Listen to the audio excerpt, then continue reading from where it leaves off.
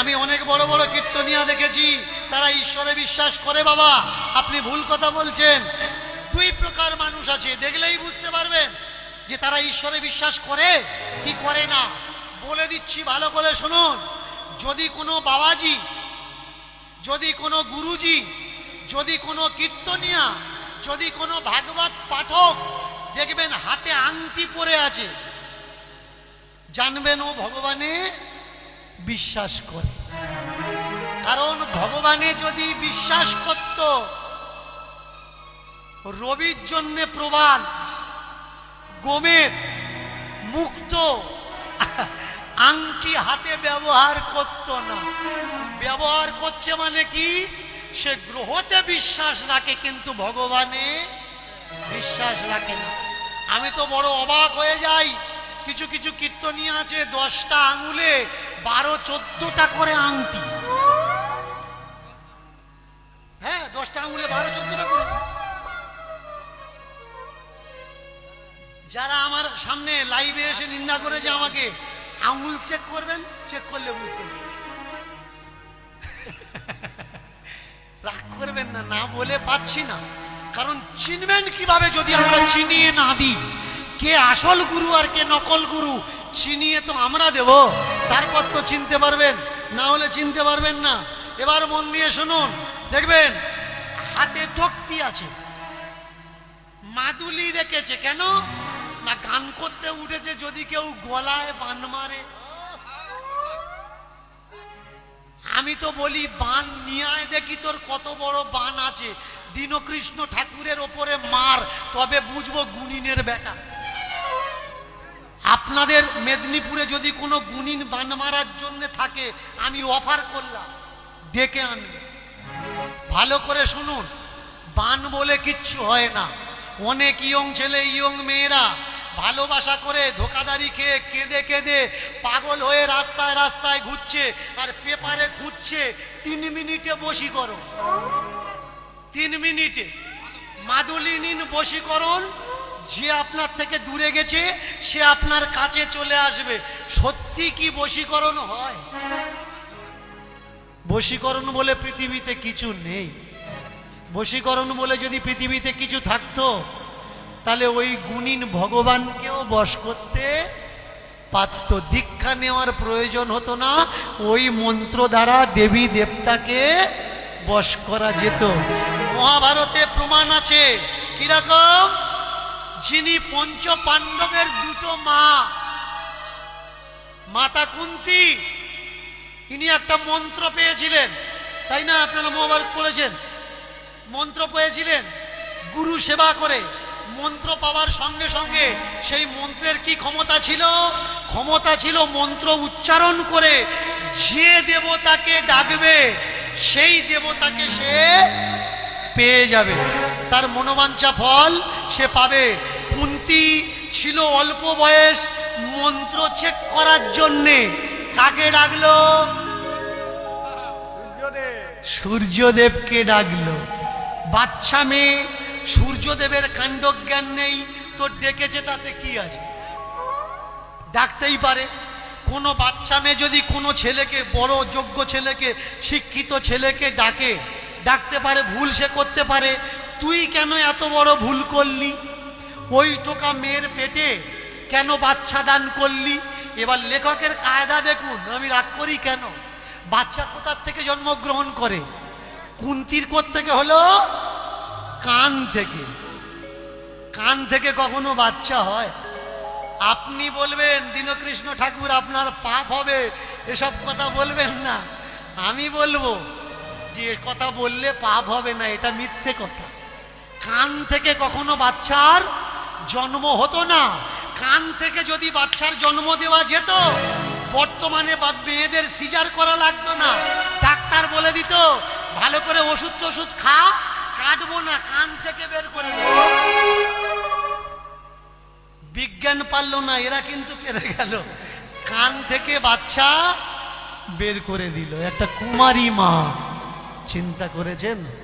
ধর্মগ্রন্থে লেখা আছে আপনাকে মানা লাগবে, না মানলে আপনি ধর্ম বিদ্বেষী। বই পড়বেন, পড়ে নিজেকে প্রশ্ন করবেন, তবে তো বুঝতে পারবেন কোনটা ঠিক আর কোনটা ভুল। না, যতক্ষণ প্রশ্ন না করবেন বুঝতে পারবেন না। যদি মনে করেন সমগ্র জিনিস গ্রাস করবেন, আপনার শরীর খারাপ হবে। রামায়ণ পড়ুন, মহাভারত পড়ুন, কিন্তু যেটা গ্রহণ করার দরকার সেটা গ্রহণ করুন। মহাভারত পাঠ করে কোন জিনিসটা আমরা গ্রহণ করব? মহাভারত পাঠ করার পরে আমরা গ্রহণ করব ভাইয়ে ভাইয়ে কখনো জায়গার জন্য মারপিট করব না। কিন্তু চমৎকার কোন জায়গা জানেন? বর্তমান যে মাস, এই মাসে অনেকে ভারত পাঠ করছে না? আপনাদের এদিকে হচ্ছে নাকি জানি না, বিভিন্ন সাইটে হচ্ছে, মানুষ ভারত পড়ছে। কিন্তু পিছলা মাসে আশ্বিন মাস রামায়ণ পাঠের মাস, কার্তিক মাস মহাভারত পাঠের মাস। যেসব ব্যক্তিরা নিরামিষ খেয়ে ডাল্লাল্লা খেয়ে ভাগবত পাঠ করছে, একটু খোঁজ নিয়ে দেখবেন বেশিরভাগ জায়গা জমির মামলা তারা করছে, তারা চালাচ্ছে। অনেকে তো ভাইয়ের জায়গা জমি নিয়ে ভারত পাঠ করা আরম্ভ করে দিয়েছে। ভাই, মহাভারত পাঠ করে তুই শিখলি কি? ভাইয়ের জায়গা নিয়ে নেওয়া শিখলি? জমির মামলা করা শিখলি? মহাভারত কি শেখায়? দুর্যোধনের অভিমান, বিনা যুদ্ধে নাহি দেব সুচাগ্র মেদিনী। যদি দিত তাহলে কি বংশটা ধ্বংস হতো? হতো না।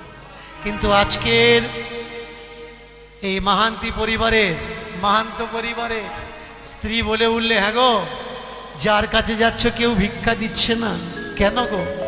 তিনটে দিন আমরা না খেয়ে আছি, তাহলে কি মানুষ আমাদের আর ভিক্ষা দেবে না? স্বামী বলে উঠলে, শোনো,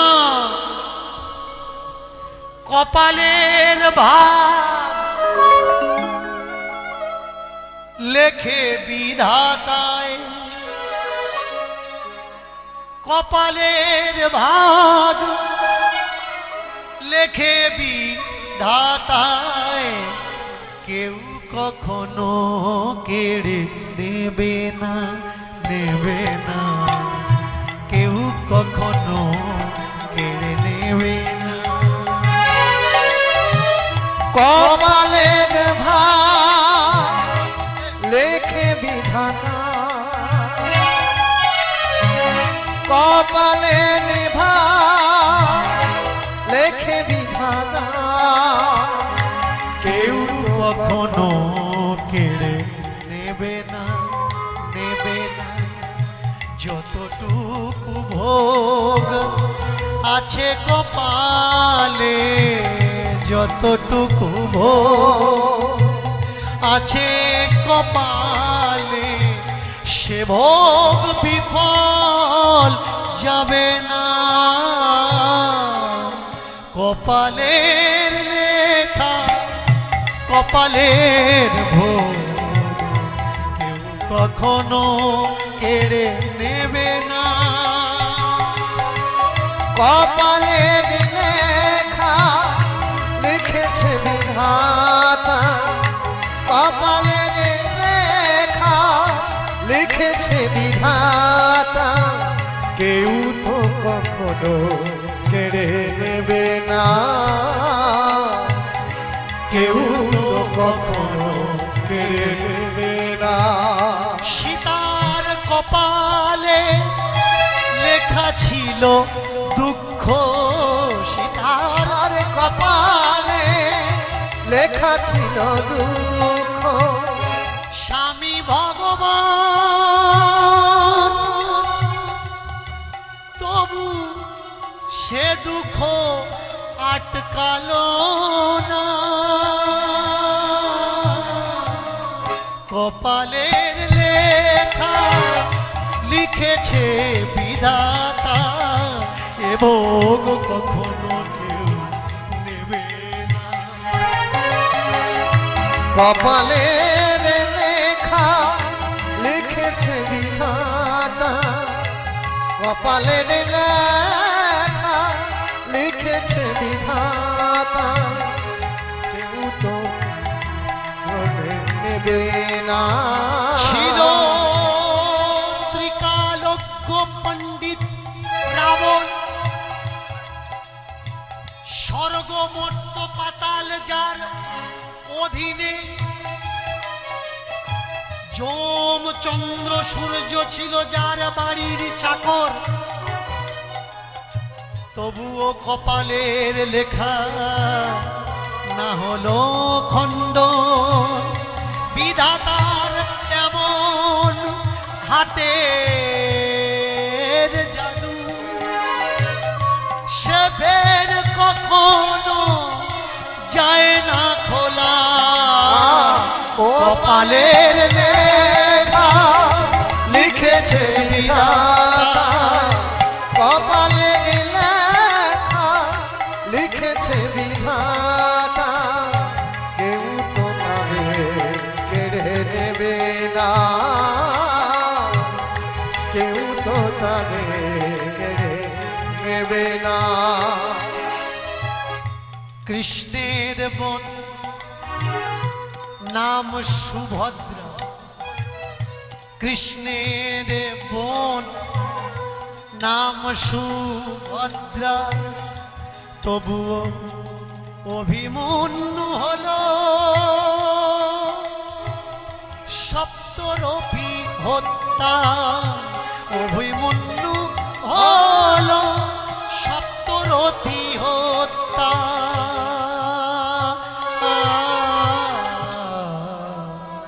কপালের লেখা লিখেছে বিধাতা, কপালের লেখা লিখেছে বিধাতা, সে লেখাকে নেবে না, না সে লেখাকে নেবে না।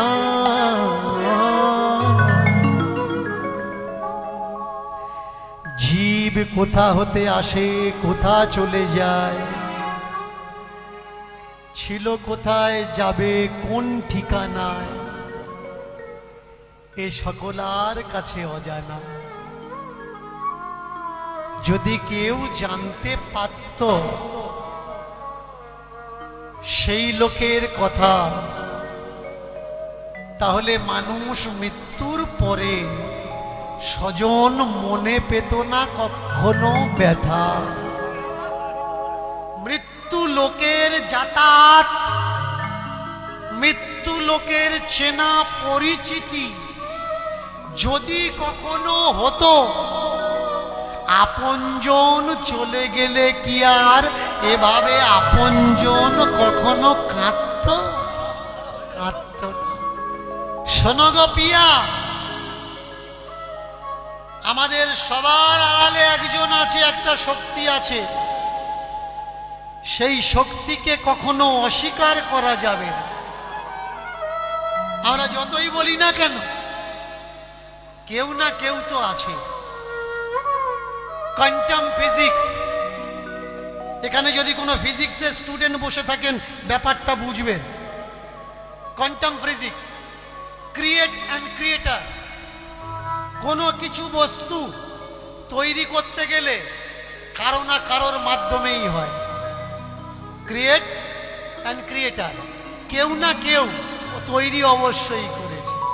তবে কিছু জিনিস আছে যেটা প্রকৃতির নিয়মে হয়। যেমন চুলোর উপরে হাঁড়িটা বসাতে গেলে ব্যক্তির দরকার, নিচে আগুনটা জাল দিতে গেলে ব্যক্তির দরকার, ওই জলে চাল দিতে গেলে ব্যক্তির দরকার। আগুন জ্বললে জল গরম হবে, এটা ব্যক্তির হাত নয়, এটা প্রকৃতির অবদান। আর জল গরম হলেই বাষ্প তৈরি হবে, এটা কোনো ব্যক্তির হাত না, এটা প্রকৃতির দান। একটা হলো প্রকৃতি আর একটা হলো মহাপ্রকৃতি। সেই শাশ্বত সত্যকে তুমি যদি জানতে, এই 3 দিন খাওয়া পাওনি, তুমি কখনো আফসোস করতে না। শোনো, এমন এমন বাড়ি আছে যে তারা 8-10 জন মানুষ, এখানে এমন অনেক মানুষ আছে। যদি পিছনের ইতিহাস মনে করিয়ে দিই আপনারা বুঝতে পারবেন। একটু ফিরে চলুন, তৎকালীন সময়ে 7-8 ফ্যামিলি দেখা যেত, ভাই ভাই দেখা যেত, কিন্তু অভাবের সময় খেতে পেত না, এক মুঠো চাল আর হাঁড়ি ভর্তি জল, ভাত কম, ফ্যানটা থাকতো বেশি। কেন? তারা মানিয়ে নিয়েছিল যে এটাই আমাদের জীবন, তারা ভরসা করেছিল এটাই আমাদের ঈশ্বরের দয়া। তেমনি তুমিও ভরসা করো, এটাই ঈশ্বরের দয়া। হয়তো 3 দিন খেতে দেয়নি, একদিন হয়তো ভালো খেতে দেবে, তাই হয়তো 3 দিন ভিক্ষা পাইনি। তাই আজকের আমি আবার বেরোবো। 3 দিনের জায়গায় বেরিয়ে এলো 4 দিন, সেখানেও ভিক্ষা পেল না। 4 দিনের জায়গায় তারপরের দিন 5 দিন, 6 দিন, 7 দিন। যখন ভিক্ষা পাচ্ছে না স্ত্রী, সে বলে উঠল, দেখো তুমি না খেয়ে থাকতে পারো, আমি না খেয়ে থাকতে পারি, কিন্তু আমাদের এই ছোট্ট বাচ্চাটা এ কি করে না খেয়ে থাকবে? বাবা করলো কি, তাড়াতাড়ি করে গাছের কচি পাতা আর নদীর জল হাতে করে এনে বউকে বলছে, দেখো প্রকৃতির কাছে ভিক্ষা চাই না, মানুষের কাছে চেয়েছি, মানুষ দরজা বন্ধ করে দিয়েছে, আমাদের কিছু দেয়, কিন্তু প্রকৃতি তার কচি পাতা আমাকে দিয়েছে, নদীর জল আমাকে দিয়েছে, পাতা খেয়ে দেখো খুব ভালো লাগবে, নদীর জল খেয়ে দেখো পেট ভর্তি হয়ে যাবে। ছোট্ট ছেলেটা তাড়াতাড়ি করে এসে বলছে, বাবা পাতা খেলে পেট ভরবে, দাও দাও দাও দাও দাও দাও দাও দেখি, খেয়ে দেখি। কচি পাতা মুঠো মেরে নিয়ে মুখের মধ্যে দিয়ে চিবিয়ে চিবিয়ে জল খেয়ে বলছে, বাহ তুমি তো ঠিক কথা বলেছো বাবা, কচি পাতা জল খেলে পেট ভরে যায়। দেখেছেন ছেলে কেমন? সত্যি সত্যি কি 7-8 দিন না খেয়ে থাকলে কচি পাতা খেলে পেট ভরে, জল খেলে পেট ভরে? তবুও বাবা যে তাকে আশ্বাস দিয়েছে, বাবা যে সত্যি কথা বলেছে, বাবার মনোবল বাড়ানোর জন্যে ওই ছোট্ট 5-7 বছরের ছেলেটা বলে উঠলো, বাবা তুমি ঠিক কথা বলেছো, আর কারোর কাছে ভিক্ষে করার দরকার নেই, কালকের থেকে আমরা কচি পাতা আর গঙ্গার জল খেয়ে থাকবো। অর্ধাঙ্গিনী বলে উঠলে, হ্যাঁ গো বুঝতে পারলে ছেলেটা কি বলল? বললে না বুঝিনি। বললে শোনো, আমি তো মা, আমি বুঝি। তোমার ছেলে বলল যে বাবা আর কটা দিন যদি এমন চলে, আমরা কেউ আর পৃথিবীতে ভালো থাকবো না, তুমি কিছু না কিছু একটা চেষ্টা কর। কই ওরকম তো বলেনি। ওগো তুমি বোঝো না, যারা না বলা কথা শুনতে পায় তারা হলো মা, যারা না দেখানো ব্যথা দেখতে পায় তারা হলো মা, যারা না দেখানো যন্ত্রণা অনুভব করে নেয় তারা হলো মা। ময়াকারে মা, মা নামটা একটা অক্ষর আর একটা মাত্রা, বড় ছোট্ট, কিন্তু এর গভীরতা অনেক। শুনে না, তোমরা যারা মা হয়েছো আগে গিয়ে মা হবে, মা হওয়াটা কোনো ব্যাপার না, অতি সহজ ব্যাপার,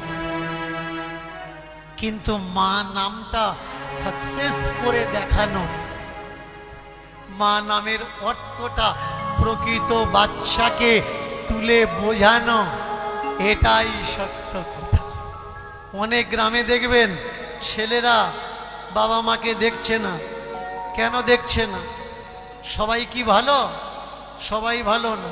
কিছু ব্যাকগ্রাউন্ড চেক করুন, ওর বাম্মাকে দেখেনি, তাই তো ওর ছেলে ওকে দেখছে। তুমি তোমার বাম্মাকে দেখোনি, তোমার ছেলে কি করে দেখবে? বাচ্চাদের বলে শেখাতে হয় না, বাচ্চাদের দেখিয়ে শেখাতে হয়। যদি মনে করবে যে তোমার বাচ্চা গুরুজনদের প্রণাম করুক, তুমি বলো না যে বাবা গুরুজনদের প্রণাম করো, বলার দরকার নেই। বাড়িতে গুরু মহাজন আসলে তুমি প্রণাম করো, তোমার বাচ্চা দেখতে দেখতে কোনদিন তার মাথাটা নুইয়ে দেবে গুরুদেবের পায়। প্রেম সে বলো নিতাই গৌর হরি। বাচ্চাদের যারা বলে শেখায় তার বাচ্চারা কখনো শেখে না, কিন্তু বাচ্চাদের যারা দেখিয়ে শেখায় তার বাচ্চারা জীবনে কখনো বলে না। আমি বুঝলাম কি জানো, ওগো তোমার কি কোনো বন্ধু বান্ধব নেই যে আমাদের এই দুর্দিনে সাহায্য করতে পারে? বলে কেমন বন্ধু বান্ধব? বলে যেমন কৃষ্ণের ছিল সুদামা, সুদামার ছিল যেমন কৃষ্ণ, সুদামার ঘরে অভাব এসেছিল, কৃষ্ণ সেই অভাব দূর করেছিল। তোমার কি এমন কোনো বড়লোক বন্ধু নেই? যেই বলেছে সঙ্গে সঙ্গে বলে উঠলে, ও সজনী, ও অর্ধাঙ্গিনী, তুমি তো আমায় ভালো কথা মনে করিয়ে দিয়েছ। আমার একজন বন্ধু আছে, আমার নাম বন্ধু মাহাতো, কিন্তু তার নাম কি জানো? তার নাম দীনবন্ধু। সে গরিবের বন্ধু, সে দিনের বন্ধু। যেই বলেছে সঙ্গে সঙ্গে বলে উঠলে, ও স্বামী, বলো তাদের বাড়ি কোথায়? বলো তাদের বাড়ি কোথায়? বলো তাহার বাড়ি কোথায়? বলো তাহার বাড়ি কোথায়? কোথায় গেলে তাকে পাবো? বলো তাহার বাড়ি আরে কোথায়? কোথায় গেলে তারে পাবো? বলো তাহার বাড়ি কোথায়? কোথায় গেলে তাকে পাবো? বলো তাহার বাড়ি কোথায়? কোথায় গেলে তাকে পাবো? বলো তাহার বাড়ি কোথায়? এই যে এই জায়গাটায় বাড়ি, এই উড়িষ্যাতেই বাড়ি, তবে এত কাছাকাছি না, একটু দূরে। একটু দূরে মানে বলে, শোনো, নাম শুনেছ উড়িষ্যার মন্দির? বলে হ্যাঁ শুনেছি। বলে ওখানেই আমার বন্ধু থাকে। এই যে আমরা গ্রামে গ্রামে মন্দির বানাই, একটু ভালো করে মন দিয়ে শুনবেন। কয়েকশো বছর পিছনে গেলে আমাদের দেশে কোনো মন্দির ছিল না, মন্দির নামের কোনো শব্দই ছিল না। প্রমাণ কি? আমাদের দেশে যেসব পর্যটকরা এসছেন, যেসব স্টুডেন্টরা এসছেন, তাদের লেখা যেসব গ্রন্থ, সেই গ্রন্থ খুঁজলে দেখা যায় ভারতবর্ষে কোনো জায়গায় মন্দির ছিল না। তবে হ্যাঁ, মঠ মঠ ছিল। আর এই মঠকে সন্ন্যাসী নিবাস আশ্রম বলা হতো। মঠ ছিল, আশ্রম ছিল। এই মঠে কি হতো? যারা ধনী মানুষ ছিলেন এখানে দান করতেন, আর যারা গরিব মানুষ এখানে আসলে ওই মঠের সন্ন্যাসীরা, গুরু মহারাজরা তাদেরকে খেতে দিতেন। এখনো বিধান আছে। আপনারা চলে যাবেন পাঞ্জাবি গুরুদুয়ারায়, পাঞ্জাবি গুরুদুয়ারায় কখনো যদি যান, গিয়ে দেখবেন আপনার জুতো সসম্মানে ওরা গুছিয়ে রাখছে। শুনুন, খেয়াল করুন, পয়েন্ট নোট করবেন। আপনার জুতো সসম্মানে ওরা গুছিয়ে রাখছে, আর দুপুরের খাওয়া দাওয়া পুরোপুরি ফ্রি। আপনার 10টা পয়সা দেওয়া লাগে না গুরুদুয়ারায়, ভান্ডারাতে। তবে হ্যাঁ, আমরা যে মঠ মন্দিরগুলো তৈরি করেছি না, সেই মঠ মন্দিরে গেলে জুতো রাখার জন্য পয়সা দেওয়া লাগে। আর সব থেকে বড় কথা, দুপুরের ভোজনের রেট আলাদা, রাতের ভোজনের রেট আলাদা। তোরা সেই যদি হোটেল খুলবি, তাহলে আশ্রমে গিয়ে উঠলি কেন ভাই? এখানে মার্কেটে তো হোটেল খুঁজতে পারতিস কেন? ওরা জানে এখানে খদ্দের পাবো না, কিন্তু ওখানে খরিদ্দার পেয়ে যাব। চমৎকার দেখুন, বলে উড়িষ্যার সেই টেম্পল, সেই মঠ, সেখানে থাকে আমার দিনের বন্ধু। আমি কানে শুনেছি ভাই, উড়িষ্যাতে যদি কেউ যায় তাহলে সে কখনো অনাহারে থাকে না। ও মায়েরা, যারা যারা একাদশী করেন, করেন তো বলুন, একাদশীর দিন ভাত খেতে আছে কি নি? একাদশীর দিন ভাত খেতে আছে কি? খেতে নেই। কিন্তু যদি আপনি উড়িষ্যাতে কখনো যান, আর উড়িষ্যাতে গিয়ে যদি একাদশী হয়, আপনার কিন্তু ঠাকুরের ওই অন্নভোগ নেওয়া লাগবে। কারণ ওখানে গিয়ে একাদশী করলে চলবে না, তাহলে ঠাকুরজির জগন্নাথের মহাভোগ মহাপ্রসাদের অবমাননা হবে। শোনো গো শোনো, আমরা এখানে আর থাকবো না, চলো যাব সেই ঠাকুরজির কাছে। গেলে সেখানে আমরা অনাহারে আর থাকবো না। বললে তাহলে যেতে কদিন লাগবে? 5 দিন লাগবে। যদি আপনাদের কাছে ইন্টারনেট থাকে, উড়িষ্যা যাজপুর থেকে আর উড়িষ্যার জগন্নাথ মন্দির পর্যন্ত গুগলে সার্চ করে দেখে নেবেন, বর্তমানে 51 কিলোমিটার শো করবে, কিন্তু এই 51 কিলোমিটার রাস্তা এখন তো সোজা হয়েছে, তৎকালীন সময়ে ঘোরফের ছিল, তাই হিসেবে অনেক বেশি কিলোমিটার ছিল, 4-5 দিন সময় লাগতো। স্বামী যেই বলেছে 5 দিন লাগবে, সঙ্গে সঙ্গে স্ত্রী বলে উঠলে, তাহলে দেরি করে আর চলবে না গো, দেরি করে আর চলবে না গো, তাহলে দেরি করায় আর চলবে না গো, আর দেরি করায় আর চলবে না গো। চলো চলো যাই জগন্নাথে, দেরি করায় আর চলবে না। চলো চলো যাই জগন্নাথে, দেরি করায় আর চলবে না গো। চলো চলো যাই জগন্নাথে, দেরি করায় আর চলবে না গো। তাই চলো চলো যাই জগন্নাথে, যেথা দিনের বন্ধু থাকে। চলো চলো যাই জগন্নাথে, দিন বন্ধু থাকে। ও ভাই চলো চলো যাই জগন্নাথে, যেথা দিনের বন্ধু থাকে। চলো চলো যাই জগন্নাথে, যেথা দিন বন্ধু থাকে। ও ভাই চলো চলো যাই জগন্নাথে, ভাই চলো চলো যাই জগন্নাথ, যেথায় গৌর হরি হরি বল হরি বল। চলো যাই। অনেক দুঃখ করেছো, কেমন? আর দুঃখ নয়, এবার যদি আমরা এখানে থাকি তো আমাদের দুঃখ হবে। চলো আমরা দিনের বন্ধুর কাছে যাই। দীনবন্ধু ইনি বলেছেন খুলে আম, যে আমার দিকে 1 পা বাড়ায় আমি তার দিকে 2 পা বাড়িয়ে দিই, যে আমার দিকে 2 পা বাড়ায় আমি তার দিকে 4 পা বাড়িয়ে দিই, যে আমার দিকে হেঁটে আসে আমি তার দিকে দৌড়ে ছুটে চলে যাই। তাই আজ পরীক্ষা দেওয়ার দিন। চলো আর নয়। স্ত্রী করেছে কি, বাড়িতে যা কিছু ছিল গুছিয়ে পোঁটলা বেঁধে পোঁটলাটা নিয়েছে। স্বামী বললে, হ্যাঁ গো করছো কি? কেন? আমরা উড়িষ্যাতে যাচ্ছি, বাড়িতে ছোট্ট একটা কাপড় ছিল, আমরা তো কাপড় বিছিয়ে বসবো গো।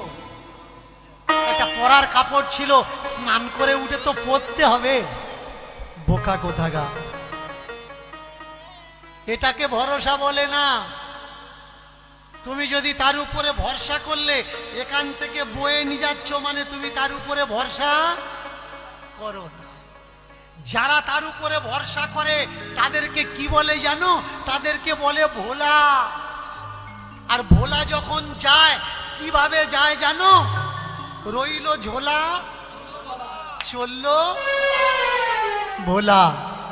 এই যে এখান থেকে উত্তর ভারত দক্ষিণ ভারত যাচ্ছে না, অনেকে দেখবেন বেড়াতে যায়, ওই যে ছোট্ট একটা ব্যাগ গুছিয়ে নিয়েছেন আপনি কিন্তু দক্ষিণ ভারতে যাননি, বাড়ির থেকে যাচ্ছেন বাড়িতে আসার জন্য। যদি দক্ষিণ ভারত যেতেন তাহলে আপনি আর দক্ষিণ ভারত থেকে ফিরতেন না। অনেকে আমরা বলি যে আমরা উত্তর ভারতে যাচ্ছি, আমরা দক্ষিণ ভারতে যাচ্ছি। না ভাই, আমরা যাচ্ছি না, আমরা ঘুরে আসছি।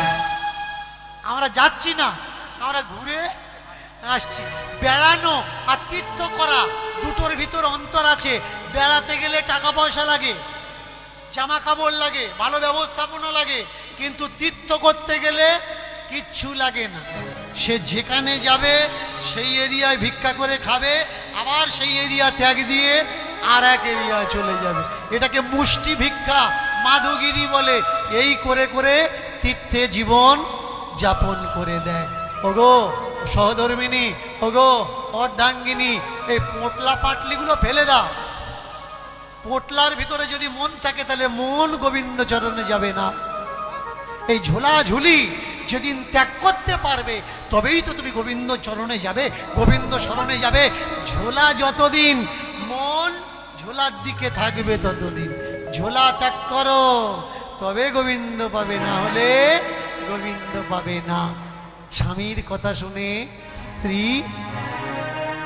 সঙ্গে সঙ্গে পুঁটলি রেখে দিয়ে বললে, মনে হচ্ছিল কিছু একটা ভুল করছিলাম, এবার বুঝতে পারলাম যে ভুলটা কোন জায়গায় করছি। ছোট্ট ছেলেটা সবার আগে, বাবা এই রাস্তা তো? হ্যাঁ গো হ্যাঁ। এই রাস্তা কোন দিকে? বললে সোজা রাস্তা, একেবারে সোজা। অনেকে দেখবেন বলে ডান দিক ঘুরতে হয়, বাঁ দিক ঘুরতে হয়, সামনে যেতে হয়, এদিকে যেতে হয়, ওদিকে যেতে হয়। রাস্তা কখনো বেঁকা না, রাস্তা সব সময় সোজা। কিন্তু রাস্তা যে সীমানার থেকে গেছে সেই সীমানা বেঁকা বলে রাস্তা বেঁকা। সীমানা, তাকে সেকে মানা, তাকে বলা হয় সীমানা। তোমার সীমানা যদি বেঁকা থাকে, গোবিন্দ পায়ে যাওয়ার জন্য তোমার রাস্তা টেরামেরা বেঁকা হবে। আর তোমার সে মানাকে যদি সোজা হয় তো রাস্তা কখনো তোমার জন্য বেঁকা হবে না, রাস্তা তোমার জন্য সোজা হবে। প্রেম সে বলো নিতাই গৌর হরি হরি বল। বললে শোন বাবা, গোবিন্দ পথে যাওয়ার জন্য রাস্তা কখনো বেঁকা নয়। আমি গত বছর বলেছিলাম, এবছর আবারও বলছি, আমি হাত তুলছি বলেই যে আপনাদের তুলতে হবে জরুরি এটা না। কেমন? পরে বাড়িতে গিয়ে বলবেন দীনকৃষ্ণ ঠাকুর এসেছিল সাইডে ব্যথা করে দিয়ে গেছে, দোষ আমার দেবেন না। যদি ভালো লাগে তুলবেন, না ভালো লাগে তোলার দরকার নেই, কোনো জবরদস্তি না। আমি হরি বলছি, যদি ভালো লাগে বলবেন, যদি না ভালো লাগে বলবেন না। কারণ জোর করে হরি নাম কারোর ভিতরে গুঁজে দিতে নেই। জোর করে যদি দিয়েছ, ও নামের মর্যাদা নষ্ট হবে। প্রমাণ কি? বিয়ে বাড়ি যদি কোনো ব্যক্তি যায়, খেতে পাচ্ছে না, তবু দুমুঠো যদি ভাত দাও, নষ্ট হবে নাকি খেয়ে নেবে? নষ্ট হবে। যদি দুটো রসগোল্লা জোর করে ধরে দাও, চেপে দাও, নষ্ট হবে নাকি খেয়ে নেবে? নষ্টই হবে। আর চাপাচাপি যদি করে খাইয়ে দাও তো পেটে কিন্তু কষ্ট হবে। এর জন্য হরিনাম কখনো চাপাচাপি লোড করব না। নিলে নেবে, না নিলে নেওয়ার কোনো প্রয়োজন নেই। ছোট্ট ছেলেটা আগে আগে যাচ্ছে আর বলছে, মোরে জগন্নাথ মোর প্রাণনাথ, জগন্নাথ মোর প্রাণনাথ, জগন্নাথ মোর প্রাণ, জগন্নাথ মেরে প্রাণ, জগন্নাথ মোর প্রাণনাথ, জগন্নাথ মোর প্রাণনাথ, জগন্নাথ মোর প্রাণ, জগন্নাথ মোর প্রাণ, জগন্নাথ মোর প্রাণনাথ, জগন্নাথ মোর প্রাণনাথ, জগন্নাথ মোর প্রাণ, জগন্নাথ মোর প্রাণ, জগন্নাথ মোর প্রাণনাথ, জগন্নাথ মোর প্রাণনাথ, জগন্নাথ মোর প্রাণ, জগন্নাথ মোর প্রাণ, জগন্নাথ মন জগন্নাথ, প্রাণ জগন্নাথ, মোর জগন্নাথ, জগন্নাথ প্রাণ জগন্নাথ, মন জগন্নাথ, প্রাণ মোর জগন্নাথ, প্রাণ জগন্নাথ, সবার জগন্নাথ, মোর জগন্নাথ, রোজ জগন্নাথ প্রাণ জগন্নাথ, রোজ জগন্নাথ প্রাণ, জগন্নাথ মোর প্রাণ, জগন্নাথ মোর প্রাণ, জগন্নাথ মোর প্রাণ, জগন্নাথ মোর প্রাণ, জগন্নাথ মোর প্রাণ হে, জগন্নাথ মোর প্রাণ। জয় জগন্নাথ, জয় জগন্নাথ, জয় জগন্নাথ, জয় জগন্নাথ, জয় জগন্নাথ, জয় জগন্নাথ, জয় জগন্নাথ, জয় জগন্নাথ, প্রভু সে জয় জগন্নাথ, জয় জগন্নাথ, জয় জগন্নাথ, জয় জগন্নাথ, জয় জগন্নাথ, জয় জগন্নাথ, জয় জগন্নাথ, জয় জগন্নাথ, জয় জগন্নাথ, জয় জগন্নাথ, জয় জগন্নাথ। সুন্দর সুন্দর জগন্নাথ, সুন্দর